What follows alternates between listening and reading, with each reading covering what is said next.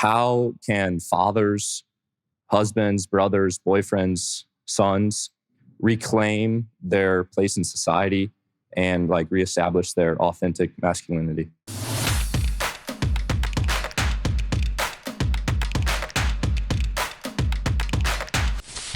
In 1983, Solzhenitsyn stated that the evils of the 20th century happened because men have forgotten God. And I recently read an article that said the 21st century can be summarized as men are at war with God. Where do you think that men specifically have gone wrong, and how did we get to this point? How can fathers, husbands, brothers, boyfriends, sons reclaim their place in society and reestablish their authentic masculinity? This is a great question. So I think that the basic problem is actually a really deep problem that I would call the cult of authenticity. I'm not the person who's really focused on this. The author who's focused on this is a guy named Carl Trueman down in Utah. He wrote a fantastic book called The Rise and Triumph of the Modern Self, maybe the most important book of the last 10 years. And what he basically argues is that after the rise of the Enlightenment, there was also a rise in sort of the Romantic era. And the Romantic poets started to argue that true authenticity was to be found interior, right? It was to be, you look in yourself and you look into your feelings, and that's what makes you truly authentic. See, traditional religion teaches that small children are basically tiny barbarians. And if you've ever dealt with small children, they're tiny barbarians. Right? They break things and they yell at you and they hit you and they're completely out of control. And it's your job to civilize them as a parent. It's your job to teach them roles and to teach them rules and to punish them when they do bad things and to reward them when they do good things. Small children are innocent, but they're not good. Right? It's your job to teach them the rules for the road so that they become good citizens. Right? This is what the process of this is why civilizing people became a verb. Right? You actually had to take people who are not civilized, namely kids, and you had to civilize them to institutions and duties.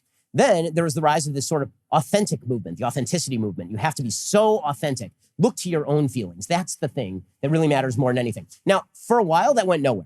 And the reason that went nowhere is because when most people look to their own feelings, they just want to have sex with everything up to and including trees. And for most of human history, this resulted in some pretty dire consequences, namely things like single motherhood or disease and all the rest of this. And then came the 1960s. And the rise of the birth control pill, which has some really salutary effects, right? It allowed people to plan their families in different ways, but also had one effect, which was really core, which was it disconnected for the first time sex and the sort of hedonistic pursuits from consequences. And once that happened, then there was this real push for you can find your happiness in finding your authenticity. And the way we know you're most authentic is if you fight back against all those civilizing influences. You see, if you do what society expects of you, then you're not being yourself. What makes you yourself is denying what society expects of you. So don't be a mother, don't be a father, don't be a husband, don't be a wife, don't be a person who's bound by duty. And if you avoid all of that, this makes you more authentic. It makes you more true to yourself. And we've pursued that for probably 3 generations at this point.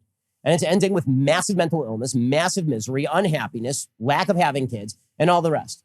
And so the answer to this is we have to go back to the idea that true happiness is to be found in acting in accordance with duty and roles.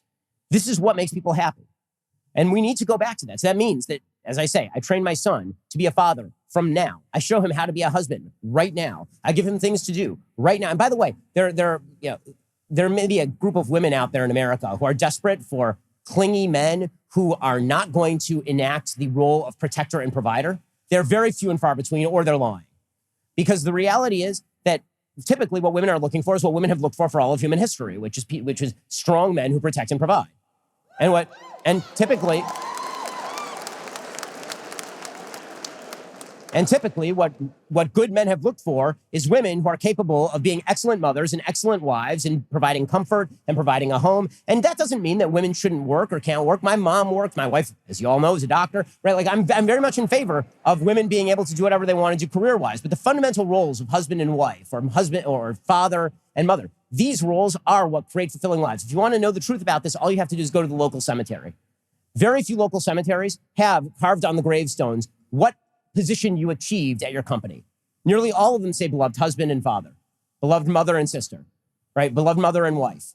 That's it, because that in the end is what human beings find fulfilling. And if we go back to that, if we go back to the fulfillment of those roles, and that does mean going back to church and finding social institutions to back all of that, then we'll have a healthy society. And if we don't, then we'll completely collapse.